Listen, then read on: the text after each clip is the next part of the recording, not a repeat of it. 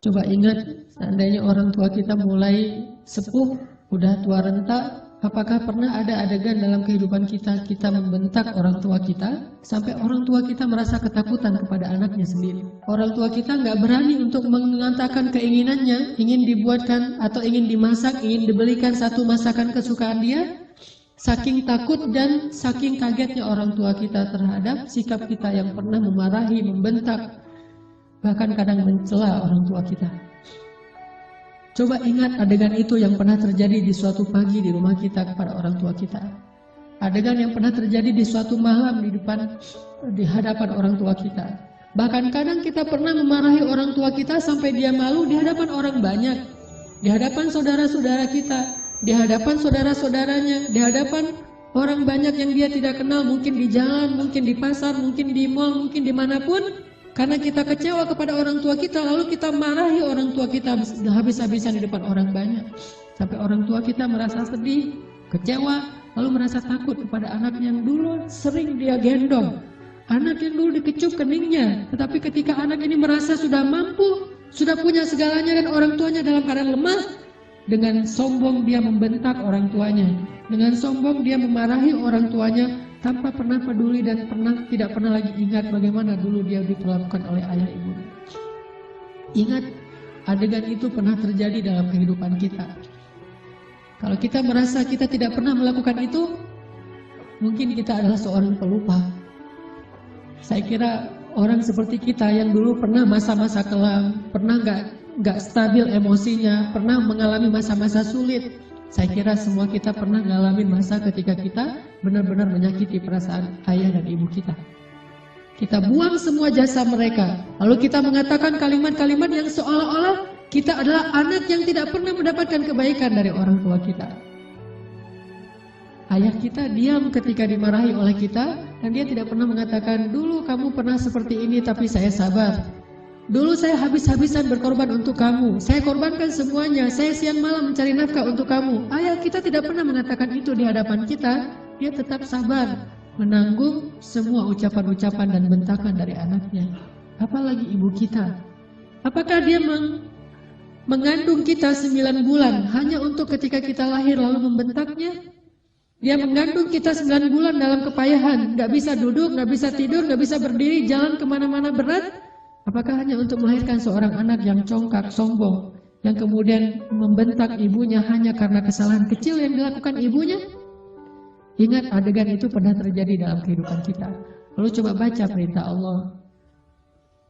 Sehingga pantas jika Allah Subhanahu wa Ta'ala sangat murka kepada anak sesoleh apapun dia, ahli tahajud sekalipun, tinggal di Masjidil Haram sekalipun, kalau dia durhaka kepada ayah ibunya, ini tidak ada nilainya di mata Allah Subhanahu wa Ta'ala.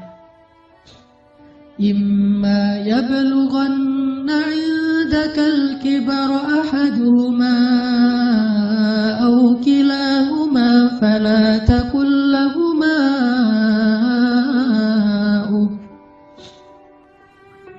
Seandainya salah satu dari mereka atau keduanya tumbuh atau hidup bersama kalian dalam tanggungan kalian, maka janganlah sekali-kali kalian mengatakan kepada keduanya kalimat-kalimat yang menyakiti. Uffin.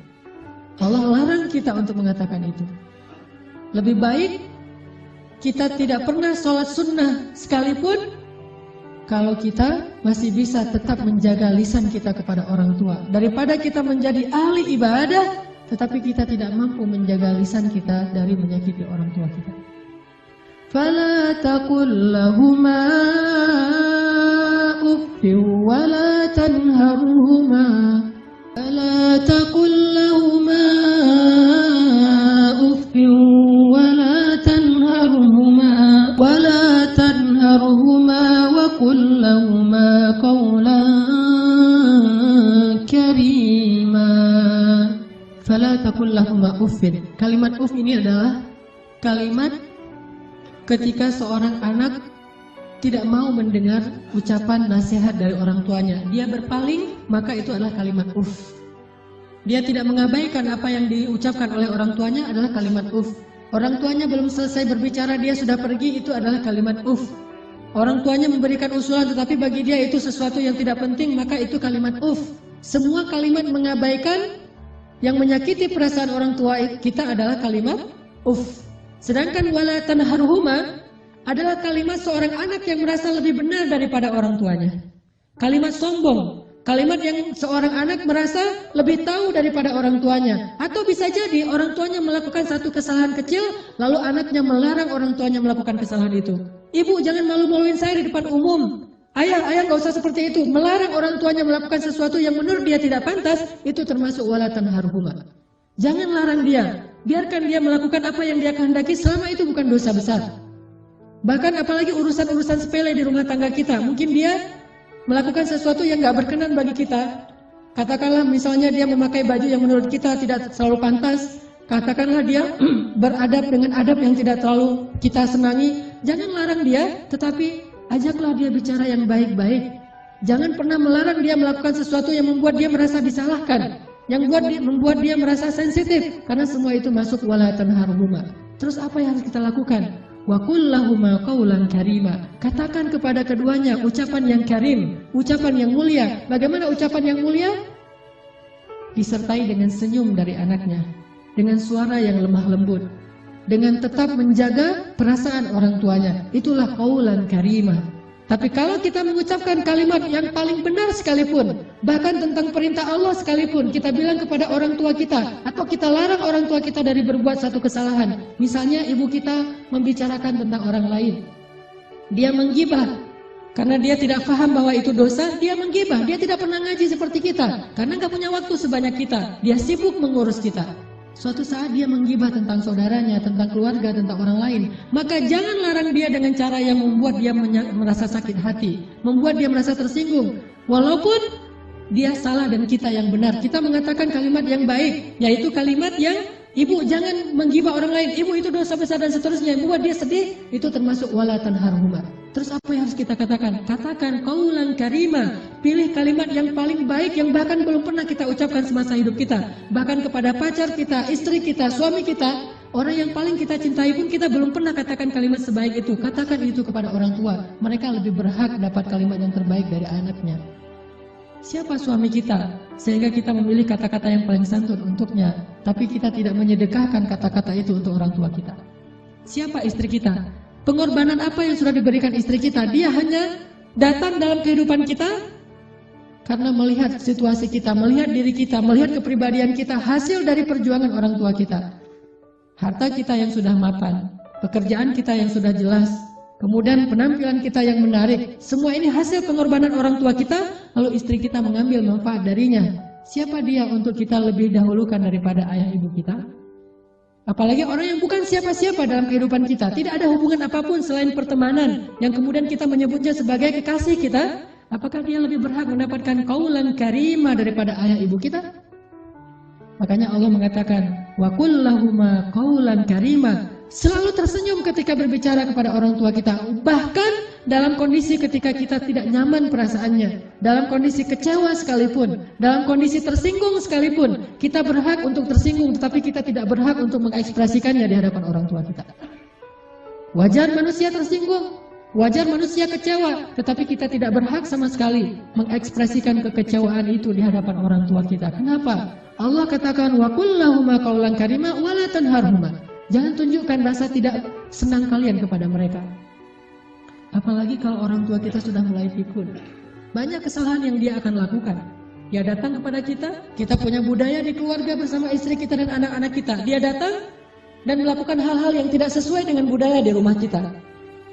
Kalau ayah kita seorang laki-laki yang perokok misalnya, maka dia merokok di sembarang tempat, lalu dia tidak pakai asbak, dia buang puntung rokoknya, atau mungkin debu dari rokok itu di mana-mana. Karena kita merasa bahwa rumah kita tidak punya budaya seperti ini, kita marah kepada orang tua kita. Tetap jangan marahi dia, wala tanharhuma.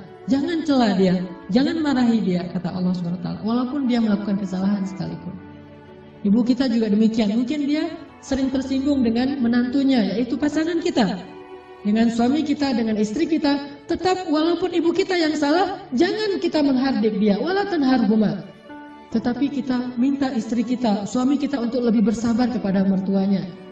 Walaupun yang salah adalah mertua, itu yang Allah maksud wala tanharhuma. Jangan pernah, jangan abaikan apa yang dia ucapkan. Jangan cela dia walaupun dia berbuat kesalahan, tetapi wa qul lahuma qaulan karima. Ucapan yang paling baik yang sekali kita ucapkan membuat hati orang tua kita merasa bahagia dan senang. Orang tua kita memang kadang butuh nafkah dari anaknya, tetapi itu bukan yang terpenting bagi mereka. Memang kadang mereka telepon kita di akhir bulan meminta dikirimin uang, tetapi itu bukan yang inti dalam kehidupan mereka. Yang paling mereka rindukan dari anaknya adalah ketika anak itu bisa datang, mencium tangan orang tuanya, tersenyum kepada orang tuanya, diam ketika orang tuanya bicara, sangat santun terhadap orang tuanya, melebihi santunnya dia kepada seorang yang paling dia hormati di antara manusia, kepada seorang ustadz yang dia kagumi, kepada seorang atasan yang dia hormati, kepada seseorang yang dia segani karena kebijaksanaannya, karena kearifannya, maka orang tua jauh lebih penting dari mereka semuanya. Wakhfid lahuma janahaz zulli minar rahmah. Wakhfid lahuma janahaz zulli minar rahmah. Wa qur rabbirhamhuma kama rabbayani shaghira. Dan rendahkanlah dirimu terhadap mereka berdua dengan penuh rasa kasih sayang. Rendahkan dirimu. Kalau dalam bahasa Arab kalimat wakhfid lahuma janahaz dzul itu adalah kalimat ketika kita merasa tidak ada apa-apanya dibandingkan mereka. Tidak boleh seorang anak walaupun dia seorang profesor, walaupun dia seorang pengusaha sukses, walaupun pendidikannya tinggi, walaupun wawasannya luas, walaupun hartanya berlimpah, walaupun pergaulannya itu luas sekali, sehingga orang tuanya kita anggap sebagai orang tua yang kolot, orang tua yang tradisional, orang tua yang tidak banyak tahu, orang tua yang tidak gaul, yang tidak update informasi, orang tua yang tidak punya ilmu seperti kita, sama sekali kita tidak boleh merasa lebih dari mereka. Sama sekali tidak boleh. Kenapa? Ketika kita merasa lebih dari orang tua kita, menunjukkan kebodohan kita di hadapan Allah Subhanahu wa taala. Allah tidak menyebut kita sebagai orang yang hikmah, sebagai orang yang arif, orang yang bijaksana, orang yang berilmu, orang yang alim, orang yang rasikhuna fil ilm. Tidak disebut sebagai orang yang musaqqaf, orang yang berwawasan. Tidak disebut sebagai orang yang cerdas, orang yang syatir. Tidak disebut itu di dalam Al-Quran kalau kita tidak bisa merendahkan diri kita di hadapan orang tua kita. Bukan rendah hati, bahkan rendah diri di hadapan orang tua kita. Orang yang cerdas itu bagi Allah adalah orang yang rendah diri di hadapan ibu bapaknya. Dia merasa bahwa dia tidak lebih tahu daripada orang tuanya. Walaupun dia tahu lebih daripada orang tuanya, tetapi dia tidak pernah merasa lebih tahu daripada orang tuanya. Sehingga ketika orang tuanya bicara, dia bisa menghargai semua yang diucapkan orang tuanya. Tidak mengatakan, itu nggak penting. Apa yang diucapkan orang tuanya menurut dia sesuatu yang tidak realistis. Zaman sudah berubah dan seterusnya dan seterusnya. Bahkan secara tidak sengaja, kadang kita mentertawakan ucapan orang tua kita. Kita mentertawakan kekolotan orang tua kita yang kadang-kadang tidak dia sengaja dia tunjukkan di hadapan kita dan anak-anak kita. Bahkan kadang kita mengajak pasangan kita, kita mengajak anak-anak kita untuk semuanya mentertawakan nenek mereka, mertua mereka, ayah atau ibu kita di hadapan orang banyak. Bakti seperti apa ini? Seorang anak kepada ayahnya dan kepada ibunya. Ketika kita sama-sama bersama keluarga kita, anak kita yang udah pintar megang gadget, istri kita yang di tangannya selalu ada HP. Sementara kita juga sibuk dengan ke pekerjaan kita. Apa yang ada di tangan ibu kita? Foto anaknya, foto kita ketika kita masih kecil. Dia rindu masa-masa ketika dia bisa memeluk anaknya yang sudah lama tidak memeluknya. Tapi dalam situasi kayak gitu kita mentertawakan orang tua kita. Siapa kita? Apakah kita menjadi seperti sekarang ini tanpa pengorbanan dari mereka? Maka Allah mengatakan wakhfid lahuma janahaz dzulli minar rahmah. Rendahkan dirimu di hadapan orang tuamu beserta dengan kasih sayang. Rendahkan diri dengan kasih sayang. Bahkan kalau kata Nabi ketika ada seorang laki-laki yang menawarkan diri untuk berjihad bersama Rasulullah, Rasulullah bertanya, apakah ibumu masih hidup? Dia mengatakan, ya Rasulullah, ilzam rijlaiha. Apa kalimatnya? Ilzam rijlaiha. Ilzam itu adalah terus menerus.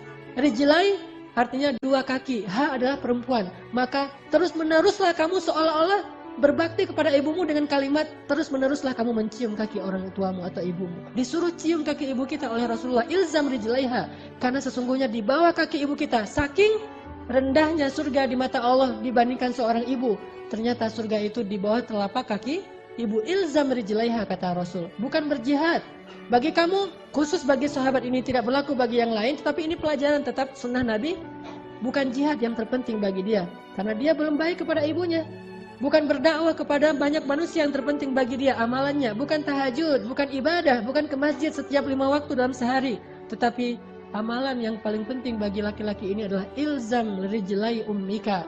Maka ilzamlah, tunduklah kamu, dan selalulah kamu berada di kaki ibumu. Selalulah kamu berada di kaki ibumu. Gak pantas bahkan seorang anak dengan kesombongan dia duduk di atas, ibunya di bawah. Atau setidaknya dia berduduk sama rata dengan ibunya. Anak yang paling cerdas, yang paling arif, yang paling dicintai Allah itu justru dia selalu duduk di bawah kaki ibunya.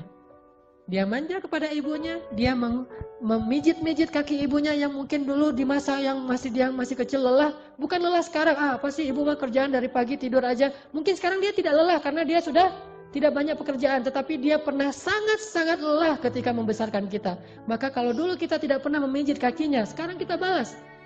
Kita mijit-mijit kaki ibu kita. Kita tanya ibu-ibu mau dipijit di bagian mana, di pundak atau di kaki atau di lengan. Pasti dia akan mengatakan tidak usah. Kalaupun dia meminta, maka kita berbahagia karena ibu kita menunjukkan apa yang harus kita lakukan. Sampai seorang salafus salih, ketika ibunya meninggal, dia menangis. Orang bertanya, ya Syekh, kenapa Anda menangis? Bukankah ibu Anda ini meninggal dalam keadaan baik, dia orang yang solehah dan seterusnya, dan semuanya juga akan kembali kepada Allah. Kenapa Anda menangis? Apa kata salafus salih ini? Saya menangis karena saya tahu bahwa mulai hari ini pintu surga itu telah tertutup untuk saya. Sejak ibu saya meninggal, berarti pintu surga itu telah tertutup untuk saya. Maka berbahagialah teman-teman sekalian yang masih punya ayah dan ibu. Apalagi ketika ayah dan ibu itu sudah semakin dalam tanda kutip merepotkan kita. Maka justru saat itulah Allah Subhanahu wa Ta'ala memberikan kita pintu surga yang sangat lapang untuk kita masuki. Bersabarlah. Bersabarlah dalam menghadapi berbagai macam perangai mereka. Walaupun mereka menyakiti perasaan kita, jangan tunjukkan itu di hadapan mereka. Wakhfid janahak. Tundukkan diri kita. Kalau perlu cium kaki orang tua kita. Terus terakhir Allah katakan, wa qur rabbir hamhuma kama rabbayani shaghira. Ya Allah, sayangilah kedua orang tua saya sebagaimana mereka membesarkan saya sejak kecil. Sayangi mereka ya Allah. Itu kalimat yang paling besar yang bisa kita ucapkan untuk orang tua kita ketika mereka tidak bersama kita. Baik mereka masih hidup atau sudah wafat sekalipun. Katakan itu selalu di dalam doa kita. Baik ketika sujud atau di luar sujud, di luar sholat. Wa qur rabbirhamhuma kama rabbayani shaghira. Datangi orang tua kita. Kalau tidak ada orang tua, mertua kita, karena itu juga orang tua kita, minta maaf kepada mereka, minta ampun kepada mereka. Mudah-mudahan keridhaan mereka akan menurunkan keridhaan Allah dan rahmat kepada kita.